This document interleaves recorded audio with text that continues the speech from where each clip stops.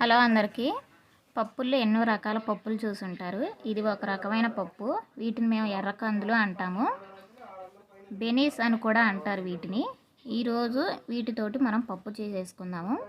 ఇవి చూడటానికి చాలా లావుగా ఉంటాయి. వీటిని ముందుగా మనం తెప్పల్లో వేసుకొని శుభ్రంగా కడుక్కొని నీళ్ళు పోసుకొని ఉడికించుకోవాలి. ఈ ఉడికేటప్పుడు చాలా మెత్తబడిపోతూ ఉంటాయి. అలా అని గింజ మొత్తం ఏం ఉడికిపోదు. ఇవి ఒక 90% అనేది ఉడకాలి.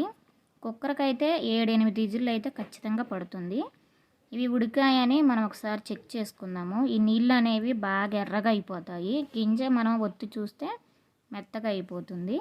వీటిల్లోకి మనం ఉప్పు, కారం, పసుపు, కొంచెం నూనె వేసి మరి కాసేపు ఉడికించుకోవాలి. ఇలా ఉడికించుకున్న దాన్ని మనం సపరేట్గా తాలింపు అనేది పెట్టుకోవాలి. నేను దీనికోసమని పచ్చిమిరపకాయలు, ఉల్లిపాయలు, కరివేపాకు, ఎండుమిరపకాయలు వేసి నేను విడిగా తాలింపు వేసుకుంటున్నాను. తెరలేపప్పులో నేను ఈ తాలింపుని పోసేసుకుంటున్నాను. తర్వాత పప్పు అనేది బాగా తెరలాలి. తెరలిన తర్వాత ఈ పప్పు మనకు రెడీ అయిపోతుంది.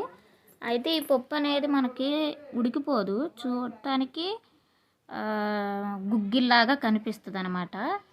ఈ గుగ్గిలు లాగా కనిపించిన దాన్ని మనం వండుకొని తినేయటమే. ఏమంత పెద్ద ప్రాసెస్ ఏం కాదు.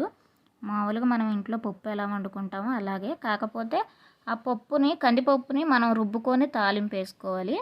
వీటిని రుబ్బుకొని అవసరం లేదు. మనకి పప్పు అనేది ఉడికిన తర్వాత ఈ విధంగా కనిపిస్తుంది అన్నమాట. లోపల గింజ అలాగే ఉంటుంది. వీడియో నచ్చితే లైక్ చేసి సబ్స్క్రైబ్ చేసుకోండి.